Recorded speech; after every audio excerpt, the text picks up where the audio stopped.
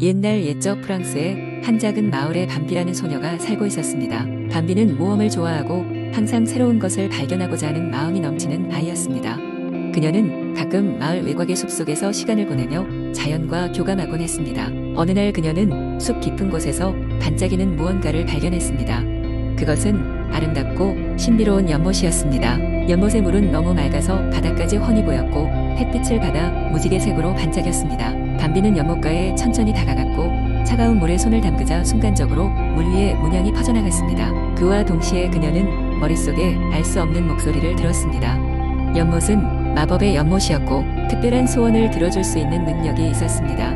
하지만 소원을 빌기 전에 반드시 해결해야 할 수수께끼가 있다고 했습니다. 그리하여 밤비는 연못의 수수께끼를 풀기 위해 노력했습니다. 밤비는 시냇물을 따라가며 퍼즐의 단서를 찾기 시작했습니다. 그녀는 수많은 힌트와 마주하게 되었으며 그것들을 해석하기 위해 마을도 돌아다니고 마을 어르신들의 지혜를 빌리기도 했습니다. 그러면서 밤비는 마법의 연못과 관련된 전설과 역사를 더불어 알게 되었습니다. 나흘째 되는 날 밤비는 모든 퍼즐 조각을 맞추어 연못으로 돌아갔습니다. 해질녘 연못가에 선 그녀는 마음속으로 소원을 빌었습니다. 나는 우리 마을이 언제나 평화롭고 행복하기를 소원해 라고 빌고 난 후 연못은 신비로운 빛으로 더욱더 반짝이며 그녀의 소원을 받아들였습니다. 그리고 나서 마을에는 더욱더 풍요롭고 행복한 일들이 많이 일어났습니다. 사람들은 서로를 더 잘 이해하고 협동하게 되었으며 어려운 일도 함께 해결해 나갔습니다. 밤비는 자신의 작은 모험이 가져온 신비로운 변화에 감사하며 그녀가 경험한 연못의 이야기를 마을 사람들에게 종종 들려주곤 했습니다. 시간이 흘러 밤비도 성장하여 마을 사람들이 기억하는 한 인물이 되었고 그녀의 이야기는 다음 세대들에게도 전해졌습니다. 마을 사람들은 계속해서 연못을 소중히 여겼으며 자연과 조화를 이루고자 하는 그녀의 모험 정신은 그들에게 영감을 주었습니다. 결국 밤비의 이야기는 단순한 전설이 아닌 실제로 마을을 변화시킨 이야기가 되어 프랑스의 작은 마을에서 오랫동안 회자되었습니다. 두 번째, 이야기 옛날 옛적 프랑스의 작은 마을에 루카라는 소년이 살고 있었습니다. 루카는 호기심이 많고 모험을 좋아하는 소년으로 항상 더 큰 세상을 탐험하고 싶어 했습니다. 그의 마을은 아름다운 풍경과 따뜻한 사람들로 유명했지만 소년의 마음속에는 언제나 별을 잡고 싶은 꿈이 간직되어 있었습니다. 어느 날 밤 루카는 하늘에 빛나는 별들을 보며 그중 하나를 잡아 소원을 이룰 수 있다면 얼마나 좋을까 하고 생각했습니다. 그는 별이 지구로 떨어지면 그것을 잡을 수 있다고 믿었고 곧바로 모험을 시작하기로 결심했습니다. 다음 날 루카는 소중히 여기는 나침반과 지도 그리고 빵 한 덩이를 가방에 담고 모험을 떠났습니다.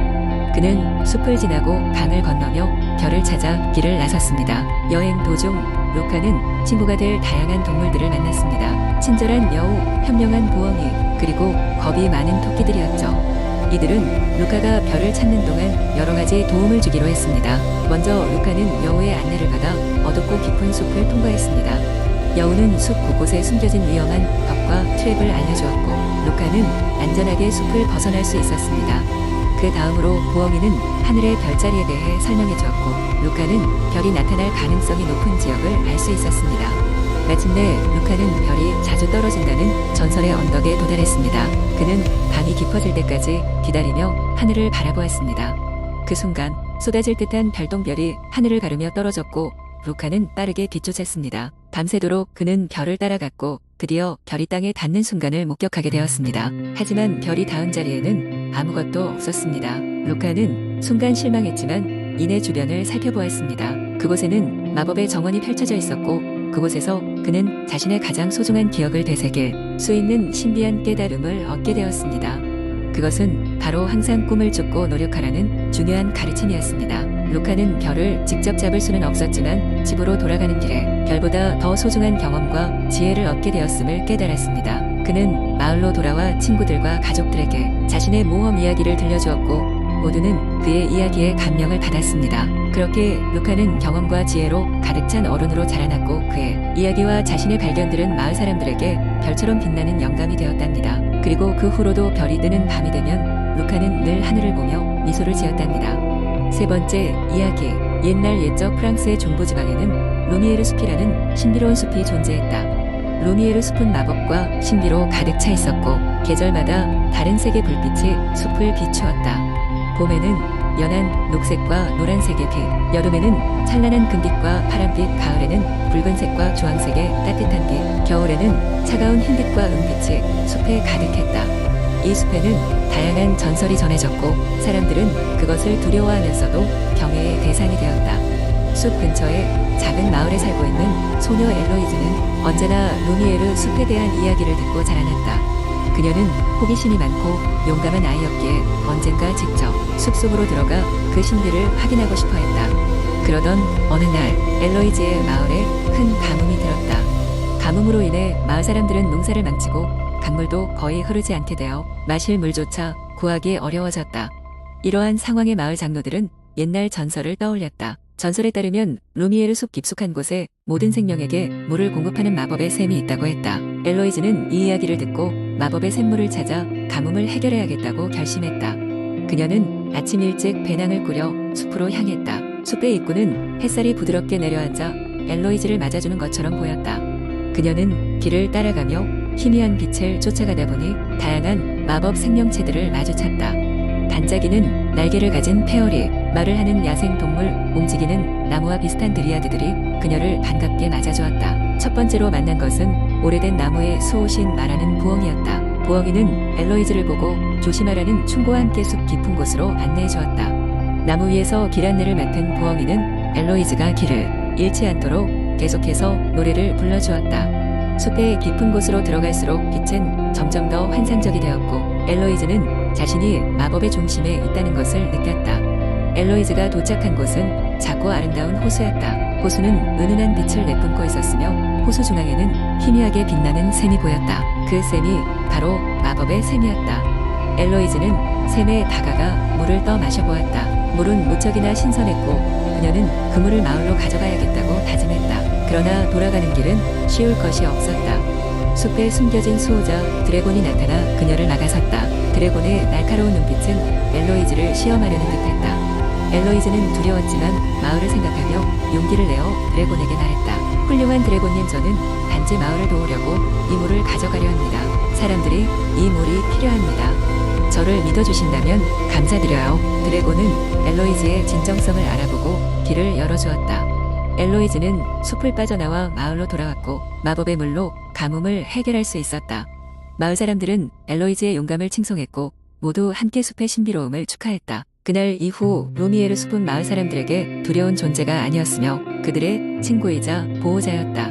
엘로이즈는 훗날 루미에르 숲과 마을을 연결하는 중요한 가교가 되었고 숲의 불가사의한 이야기는 그녀의 입을 통해 계속 이어졌다. 그렇게 루미에르 숲은 더욱 신비롭고도 아름다운 장소로 남아 사람들의 상상 속에서 살아가게 되었다. 네 번째 이야기. 옛날 옛적 프랑스의 작은 마을 외곽에는 거대한 숲이 있었다. 이 숲에는 노인들이 전설로만 전해 내려오는 신비로운 나무가 있다고 했다. 이 나무는 계절의 변화를 미리 알려줄 뿐만 아니라 마을에 행복과 번영을 가져다 준다고 전해졌다. 마을 사람들은 이 나무가 숲 깊숙이 숨겨져 있다고 믿었지만 아무도 그 모습을 본 적이 없었다. 마을의 젊은 청년 아르노는 이 전설에 매료되었다. 그는 모험심이 강했고 세상에 대한 호기심이 많았다. 아르노는 마음속 깊이 이 나무를 찾아내고 싶었다. 그래서 그는 어느 날 여행을 떠나기로 결심했다. 아르노는 간단한 배낭을 꾸리고 숲으로 들어갔다. 처음에는 길이 뚜렷했지만 점점 깊어질수록 숲풀은 더 울창해졌고 길은 사라졌다. 하지만 아르노는 포기하지 않고 계속 나아갔다. 그는 며칠간 숲에서 지내며 나뭇가지와 이파리로 피난처를 만들고 야생 열매와 낙엽 속 숨겨진 식물 뿌리로 애를 채웠다. 어느 날 밤 아르노는 숲속 한가운데에서 환한 빛을 발견했다. 궁금증에 사로잡힌 그는 그 빛을 따라가 보기로 했다. 그곳에서는 마치 나처럼 환한 빛을 내뿜는 거대한 나무가 있었다. 나무는 금빛 잎사귀와 은빛 열매로 덮여 있었고 가지마다 작은 새들이 지저귀고 있었다. 아르노는 이윽고 자신이 찾아 헤매던 바로 그 전설의 나무를 발견한 것을 깨달았다. 나무는 아르노에게 신비한 목소리로 말을 걸었다. 내가 이곳에 온 건 우연이 아니란다. 내 마음속의 용기와 순수한 마음이 너를 이곳으로 이끌었지. 나의 잎사귀 하나를 가져가 마을에 심어라. 그러면 너의 마을은 언제나 풍요로울 것이다. 아르노는 감사한 마음으로 나무의 잎사귀 하나를 조심스럽게 손에 쥐었다. 아르노는 그 길로 마을로 돌아가 잎사귀를 마을 광장 한가운데 심었다. 그 그 놀라운 전설은 현실이 되었고 마을은 해마다 풍성한 수확을 거두고 사람들은 행복하게 살게 되었다. 아르노는 이후 마을의 영웅이 되었고 매년 전설의 나무를 기념하기 위해 축제가 열렸다. 그리고 숲속의 신비로운 나무는 오랜 세월 동안 전해져 내려오는 이야기로 사람들의 마음속에 남아있게 되었다.